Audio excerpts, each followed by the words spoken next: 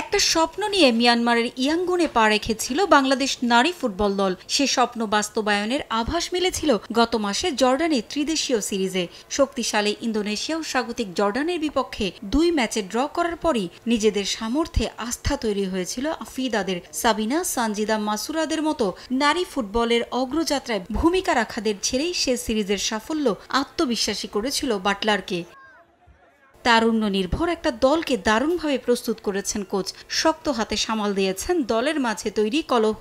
সেই ফুটবলাররাই আস্থার প্রতিদান দিয়েছেন ইতিহাস গড়ে। বাহরাইনের পর ফিফা র্যাঙ্কিংয়ে ৭৩ ধাপ এগিয়ে থাকা মিয়ানমার বধের পর দেশের নারী ফুটবলে রচিত হয়েছে নতুন অধ্যায়। এশিয়ান কাপের মঞ্চে প্রথমবারের মতো বাংলাদেশ। আগামী বছর অস্ট্রেলিয়ায় খেলবে লাল সবুজ।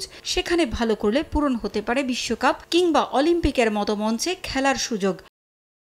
এমন অর্জনের পর স্বস্তির একটা রাত পার করেছে নারী ফুটবল দল। সামনেই তুর্কমেনিস্তান বাধা। ফিফা র্যাঙ্কিংয়ে তারা পিছিয়ে আছে বাংলাদেশের চেয়ে। তবুও ছাড় দিতে চায় না ঋতুপর্ণারা। গ্রুপের নিয়ম রক্ষার ম্যাচ হলেও গ্রুপের শেষটায় জয় চায় বাটলারের দল। অনুশীলনে না নামলেও এদিন হোটেলে জিম, স্ট্রেচিং ও সুইমিং করে সময় কেটেছে আফিদাদের। শনিবার শেষ ম্যাচে তুর্কমেনিস্তানকে হারিয়েই দেশে ফেরার লক্ষ্য নারী দলের। ফুটবলারদের এমন সাফল্যে স্বপ্নবাজ কোচিং স্টাফও। আমাদের আসলে একটা লক্ষ্য ছিল যে এইবার আমরা আসলে যদি আমরা চাই, মানে সবাই যদি নিজেদের হৃদয় থেকে চাই যে আমরা যদি খেলি আমরা কোয়ালিফাই করতে পারবো, তো অলমোস্ট প্রায় কাছাকাছি চলে এসেছি আমরা।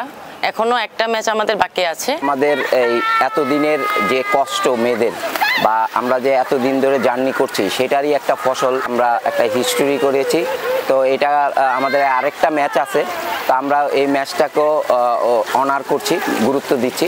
প্রতিপক্ষ শক্তিমত্তায় যতই পিছিয়ে থাকুক না কেন সতর্ক আফিদারা। পারভিন আক্তার, সময় সংবাদ।